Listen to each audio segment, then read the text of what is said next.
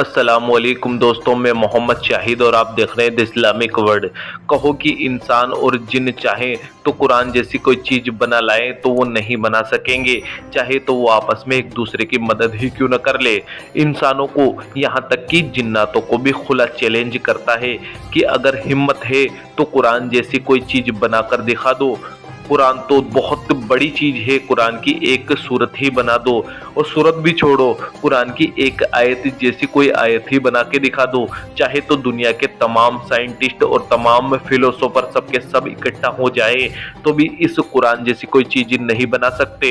दोस्तों, कुरान मिरेकल्स यानी कि करिश्मों से भरा पड़ा है, चाहे वो साइंटिफिक मिरेकल्स हो या फिर हिस्टोरिकल मिरेकल हो या फिर दुनिया और आखिरत के बारे में करिश्मे हो। मगर क्या कभी आपने गौर किया है कि कुरान में नंबर मिरेकल्स यानी कि गणितीय करिश्मे भी मौजूद है, जिन्हें सुनने के बाद यकीनन आपका दिमाग चकरा जाएगा और आप अपने होशो हवास में नहीं रहोगे। देखिए नंबर 7 का मिरेकल्स। दोस्तों, हमारी जमीन की 7 परतें हैं, वैसे ही एटमॉस्फेयर की भी 7 ही परतें हैं। यहाँ तक कि कुरान और हदीस के मुताबिक अल्लाह ताला ने आसमान भी 7 ही बनाए हैं, मगर साइंस अभी तक पहले आसमान को भी पार नहीं कर पाई है। फिर आज की इस वीडियो में मैं आपको नंबर 7 से रिलेटेड अमेजिंग कैलकुलेशन बताने वाला हूँ, गौर कीजिएगा। दोस्तों, कुरान में आसमान 7 बताए गए हैं और हैरान कर देने वाली बात यह है कि कुरान में 7 आसमान वाली आयतें भी 7 मौजूद है। अल्लाह ने जहन्नुम के 7 दरवाजे बनाए हैं और हैरान कर देने वाली बात है कि कुरान में जहन्नुम लफ्ज 77 बार आया है, जो 7 का गुणा है। अमेजिंगली दोस्तों, कुरान में 7 लफ्ज पहली बार सूरह बकरा की आयत 29 और आखिरी मर्तबा 7 लफ्ज का जिक्र सूरह नबा की आयत 12 में आया है। अब दोस्तों, अपना दिमाग तेज रखिएगा क्योंकि अब आप और भी ज्यादा हैरान होने वाले हो। पहली और आखिरी मर्तबा 7 लफ्ज जिन आयतों में आया है उनके बीच में क्या खास है, गौर करेंगे तो पाएंगे कि पहली और आखिरी मर्तबा 7 लफ्ज जिन सूरह में आया है, सूरह बकरा और सूरह नबा, इन दोनों आयतों के बीच में भी टोटल 770 आयतें मौजूद है, जो कि 7 का गुणा है। तो तुम अपने रब की कौन कौन सी निशानियों को झुटलाओगे? अभी आगे और देखिएगा। जिन आयतों में पहली बार 7 लफ्ज इस्तेमाल हुआ है, उन आयतों में आखिरी मर्तबा 7 लफ्ज वाली आयत तक टोटल 5649 आयतें हैं। अमेजिंगली ये नंबर भी 7 का ही गुणा है। 7 लफ्ज पहली बार सूरह बकरा में और आखिरी बार सूरह नबा में आया है, तो आप गौर करेंगे तो पाएंगे इसमें अल्लाह की क्या कुदरत छिपी है। आप गौर करो तो सूरह बकरा में और सूरह नबा तक कुल 5705 आयतें मौजूद है, जो कि सीधा 7 का गुणा है। जिस आयत में पहली बार 7 लफ्ज आया है, उससे पहले टोटल 35 आयतें हैं, ये 35 भी 7 का ही गुणा है। और आखिरी मर्तबा जिस सूरह में 7 का जिक्र आया है, सूरह नबा, इस आयत से पहले कुरान में कुल 5684 आयतें पढ़ती है। हैरान कर देने वाली बात यह है कि ये नंबर भी 7 का ही गुणा है। क्या आप अभी भी ये कहेंगे कि एक कोइंसिडेंस ही है? तो फिर आगे आओ और सुनो। कुरान में आदमी लफ्ज 24 मरतबा आया है, तो वहीं औरत लफ्ज भी 24 मरतबा ही आया है। दुनिया लफ्ज 115 बार, तो आखिरत लफ्ज भी 115 बार। 88 मरतबा फरिश्ता लफ्ज, तो 88 मरतबा शैतान लफ्ज का इस्तेमाल हुआ है। 145 बार जिंदगी लफ्ज, तो 145 बार ही मौत लफ्ज का जिक्र कुरान में हुआ है। क्या आप अभी यही कहोगे कि कुरान अल्लाह का कलाम नहीं है? हदीसों के मुताबिक जकात देने से मालो दौलत में बरकत होती है, यानी कि जकात और बरकत लफ्ज का एक दूसरे से कनेक्शन है। अब देखिए, कुरान में जकात लफ्ज 32 बार आया है, तो वहीं बरकत लफ्ज भी 32 बार ही आया है। इब्लीस से जो सारी शैतानों का सरदार है, कुरान में इब्लीस लफ्ज का जिक्र 11 बार आया है, तो वहीं हैरान कर देने वाली बात है कि कुरान में इब्लीस से पनाह मांगने का जिक्र भी 11 बार ही आया है। दोस्तों, जब हम पर कोई मुसीबत आती है और अल्लाह ताला हम पर से उस मुसीबत को टाल देता है, तो हम अल्लाह का शुक्र अदा करते हैं, है ना दोस्तों? तो देखिए, कुरान में मुसीबत लफ्ज 75 मरतबा आया है, वहीं शुक्र लफ्ज भी 75 मरतबा ही आया है।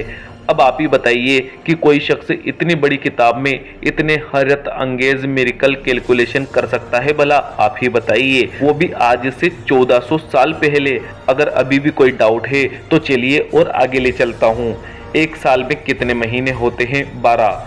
और 12 महीने में कितने दिन होते हैं? 365, ठीक है ना। अब आइए कुरान मजीद की तरफ चलते हैं। कुरान में महीना लफ्ज एग्जैक्ट 12 बार आया है, वहीं दिन लफ्ज का जिक्र एग्जैक्ट 365 बार आया है। जितने महीने उतनी बार जिक्र और जितने दिन उतनी बार जिक्र। अल्लाह ताला की इस गणितीय कुदरत में एक साइंटिफिक फैक्ट छिपा हुआ है। साइंस कहती है कि साल के 12 महीने और 365 दिन दरअसल सूरज के इर्द गिर्द पृथ्वी का चक्कर लगाने से होते हैं, यानी कि हमारी धरती सूरज के एक चक्कर लगाने में 365 दिन का या 12 महीने का वक्त लेती है। अब देखिए अल्लाह ताला ने कुरान में महीने लफ्ज का जिक्र 12 बार और दिन लफ्ज का जिक्र एग्जैक्ट 365 बार करके ये बताया है कि धरती सूरज के चारों तरफ घूमती है। सुभान अल्लाह। सोचो अल्लाह ने ये बात आज से 1400 साल पहले ही कुरान में लिख दी, जब साइंस का अता पता भी नहीं था। तो बताओ तुम अपने रब की किन किन निशानियों को झुटलाओगे? मुझे मालूम है कि इनकार करने वाले लोग अभी भी यही कहेंगे कि कुरान अल्लाह का कलाम नहीं है। तो चलो एक और अमेजिंग न्यूमेरिकल मिरेकल आपके सामने रखता हूँ, इसको जरा झुटला के दिखाओ। कुरान में समुद्र लफ्ज 32 मरतबा आया है और जमीन लफ्ज 13 बार आया है। आप सोच रहे होंगे कि ये तो कोई मेल ही नहीं बेटा, है ना दोस्तों। आप इन दोनों नंबरों को जोड़ के देखो, इसका रिजल्ट आता है 45। फिर भी कोई मेल नहीं बेटा। अब आगे सुनो। साइंस कहती है कि हमारी पृथ्वी का 71.1% हिस्सा पानी है, यानी कि समुद्र है, जबकि जमीन का 28.8% हिस्सा जमीन की शक्ल में मौजूद है। अब आओ कुरान में आए समुद्र और जमीन के नंबरों की प्रतिशत निकालते हैं।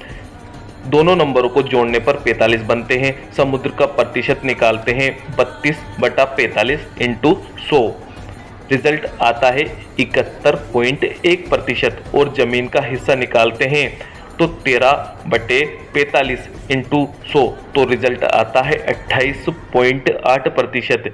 ये वही एग्जैक्ट प्रतिशत है जो आज हमें मॉडर्न साइंस जमीन और समुद्र के बारे में बताता है। अल्लाह अकबर। तो बताओ अभी भी कोई है जो अल्लाह की इस गणितीय कुदरत को झुटला सके? कोई नहीं झुटला सकता दोस्तों।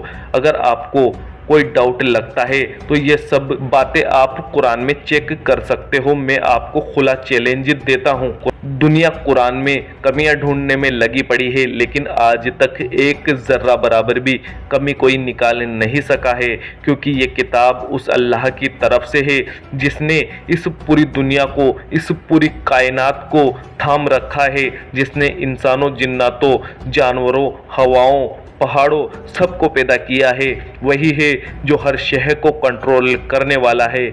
वही है जिसकी तरफ हमें लौट कर जाना है। वही अल्लाह है।